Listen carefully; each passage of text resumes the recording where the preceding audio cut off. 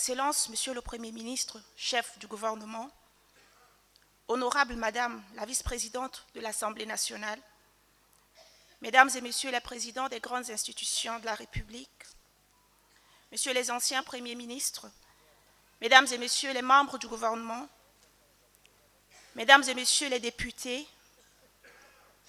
Excellences, Mesdames et Messieurs les ambassadeurs et représentants des organisations internationales et non gouvernementales, Madame la déléguée du gouvernement auprès de la commune de N'Djamena, Monsieur le maire de la ville de N'Djamena, Mesdames et Messieurs les autorités administratives, militaires, traditionnelles et religieuses, distingués invités, Mesdames et Messieurs, en vos rangs, grades et qualités, tout protocole observé.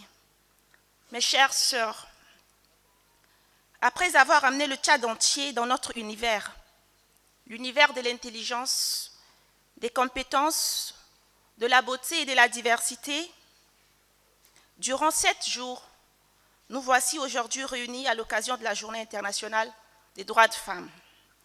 Excellence, Monsieur le Premier ministre, les 7 derniers jours nous ont permis de faire un diagnostic profond de notre situation en tant que femmes. S'il est vrai que nous brillons par une très bonne représentativité et participation avec un renforcement du pouvoir économique, il est évident que des importants efforts restent encore à être fournis, notamment dans le domaine de la sécurité juridique et judiciaire et de l'inclusion financière et numérique. Et c'est là exactement que se trouve la pertinence du thème de la Semaine nationale de la femme, en parfaite adéquation avec le thème international de la GIF qui est, pour toutes les femmes et les filles, droit, égalité et autonomisation. Excellence, Monsieur le Premier ministre, votre désir ardent et manifeste de réussir la mise en œuvre des 12 chantiers du chef de l'État, et plus particulièrement le chantier 5 et connexe, nous offre l'assurance que vous êtes bien conscient des défis que nous rencontrons et qu'heureusement vous êtes résolument engagés à y remédier. Droit, égalité et autonomisation ne peuvent être réalité si dans la société, nous continuons à penser que le droit doit se dissocier du devoir, que l'égalité efface la différence. Mesdames et Messieurs, distingués invités, nous devons nous engager dans une transformation profonde si nous voulons atteindre nos objectifs. C'est pourquoi je me tiens aujourd'hui devant vous avec une conviction et une vision claire pour l'avenir. Ma conviction est qu'une société inclusive, égalitaire et respectueuse des droits des femmes, mieux, des droits humains est possible.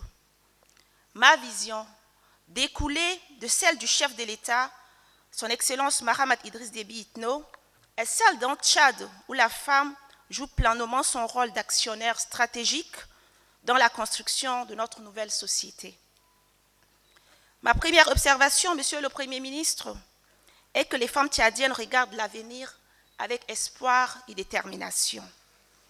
Et le président de la République l'a dit, et je cite, « L'espoir, c'est l'autre nom de la femme tchadienne. » Fin de citation. Ma deuxième observation, Monsieur le Premier ministre, distingués invités, est que regarder vers l'avenir, c'est absolument regarder vers la femme et la jeune fille. Un impératif vu le poids démographique et tout le potentiel qui va avec. Les femmes ne doivent pas être considérées que comme des simples bénéficiaires, mais des actionnaires, car elles sont le moteur de la croissance économique de notre pays.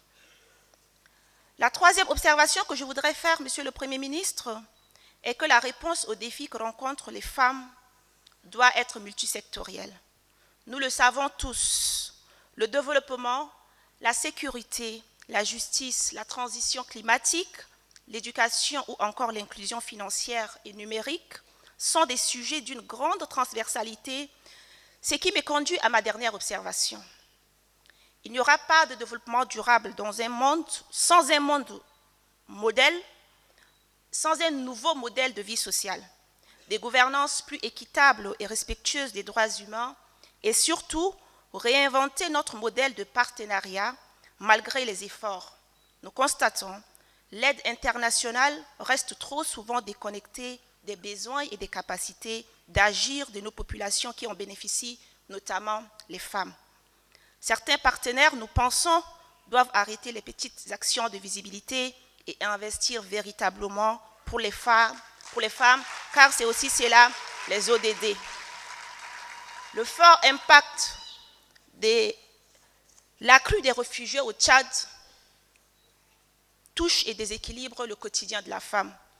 Nous demandons du haut de cette tribune, qui est une journée internationale, que les vrais investissements soient faits à la hauteur de la crise avec son impact au Tchad.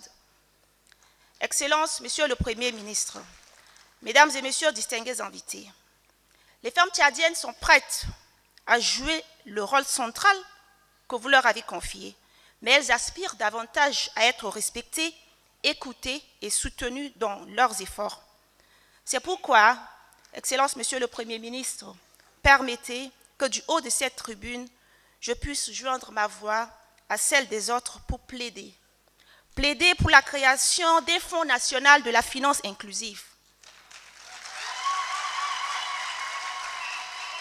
Monsieur le Premier ministre, le Fonds national de la finance inclusive ne profitera pas seulement qu'aux femmes, mais aussi aux jeunes. Ensemble, travaillons à construire un monde où chaque fille et femme tchadienne peut vivre avec dignité et exploiter son plein potentiel. Avant de clore mon propos, je voudrais exprimer au chef de l'État et à vous-même, Monsieur le Premier ministre, mon infinie gratitude pour vos différents soutiens à nos initiatives, avec des moyens matériels, financiers et techniques. Je voudrais remercier aussi nos partenaires du système des Nations Unies, le Suède, l'ONAPE, la raffinerie, la douane et Soja Satom.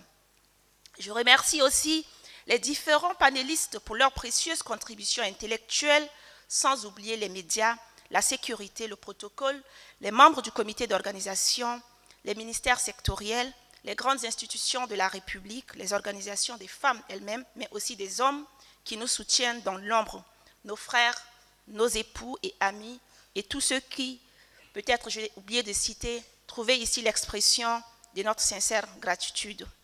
Aux délégations venues des provinces, je souhaite un bon retour dans vos familles respectives, que la Semaine nationale de la femme, que la Journée internationale de la femme 2025 trouve en nos différentes initiatives qui ne s'arrêtent pas seulement aujourd'hui, mais à partir de maintenant et pour toujours, des actions encore plus fortes pour le changement de notre société, vœux plus chers à nos plus hautes autorités.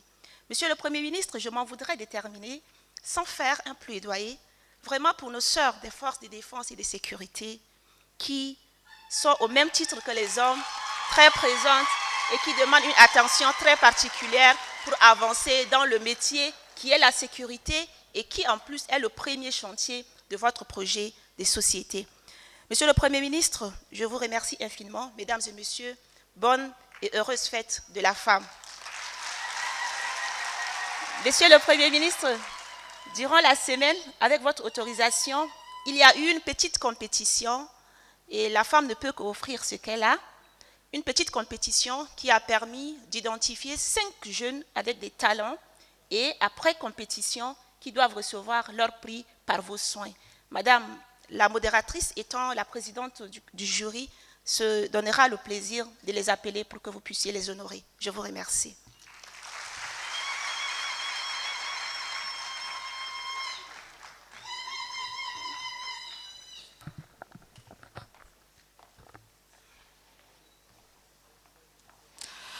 Merci à Madame la ministre d'État, ministre de la Femme et de l'Enfance.